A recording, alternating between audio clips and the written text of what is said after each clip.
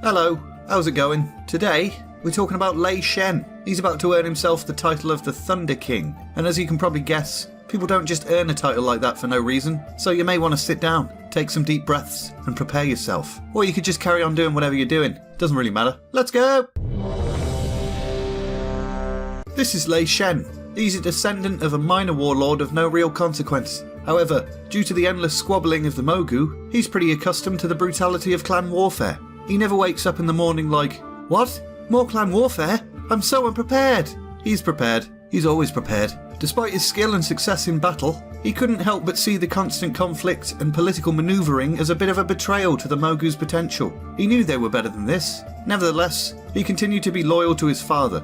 But then someone murdered his father, and almost all of the fallen warlord's clansmen just went ahead and joined other clans. And there Lei Shen was, abandoned, with only a few loyal armsmen refusing to leave his side. But rather than seek revenge, Lei Shen went into exile. It was customary when a clan's leader was killed to also murder his family to eliminate any successor. But due to Lei Shen's decision to meditate rather than claim his father's power, most of the Mogu viewed him as a little bit mental and left him be. Lei Shen reached a point where he desired answers that his own intellect and reason could no longer provide, so he went in search of the Mogu's long-absent master, Highkeeper Ra. In recent centuries, Ra had become known as Ra Den. In the Mogu's new tongue, this means Master Ra, but most Mogu no longer believe that he still lived. Why would he abandon them and allow them to suffer from the curse of flesh? Why do bad things happen to good people? Lei Shen, on the other hand, believed the current trials of the Mogu were merely a test. After years of searching, Lei Shen found an entrance to some hidden vaults in the land north of the Vale. There, he found the Highkeeper. He began asking him questions about the Mogu's true purpose, but Ra Den sat there in silence, stared at him, and said nothing. And this went on for weeks.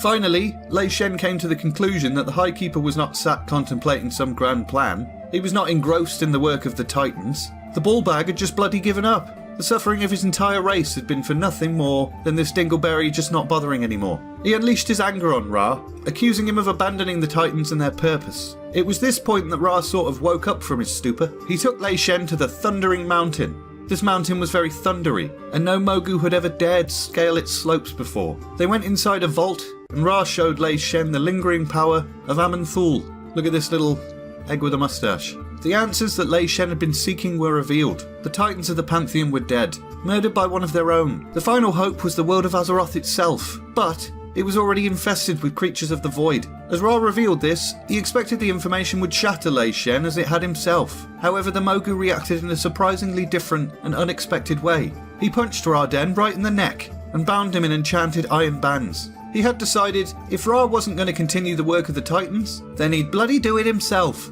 He stole the Keeper's power and also the contained power of Aman'Thul. As Ra yelled out in anger and confusion to this betrayal, probably yelling stuff like, "What was all that about? Where are you going? I'm so angry and confused right now." Lei Shen locked him away in the Thundering Mountain vault and descended back down to his armsmen. And they took one look at him and just thought, bloody hell. They were in awe at the might flooding through Lei Shen's soul. Rumours spread across the land amongst the Mogu. Some believed he'd torn out and eaten the heart of a god, because that's a normal conclusion to come to. Others claimed he'd harnessed the ancient powers of the Vale itself. Some even believed he was a Titan reborn. All stories had one fact in common: the Thunder King demanded that all Mogu bow before him.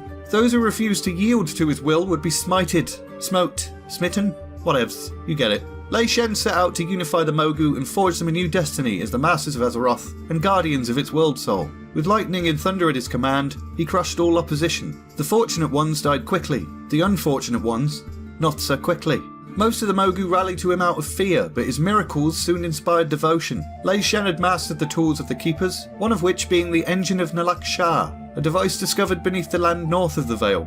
The Mogu used this machine to create new living creatures and even found a way to reverse the curse of flesh amongst themselves. A period of prosperity and brutality gripped the Vale. For the Mogu, it was the beginning of a glorious new empire, but for the other races, it marked the start of an age of tyranny. And we're leaving it there! So, another villain added to the history of Azeroth. Where are all the bloody heroes? In the next video, we're sticking with Lei Shen and we'll be talking about the Mogu Empire forming an alliance with another empire, the Troll Empire. If you want to see that, make sure to click that subscribe button. If you enjoyed this video, leave a like. Also talk to me in the comments. What are you thinking of this chapter so far? Do you like it? Or do you wish we were still talking about dragons and Vrykul? Let me know.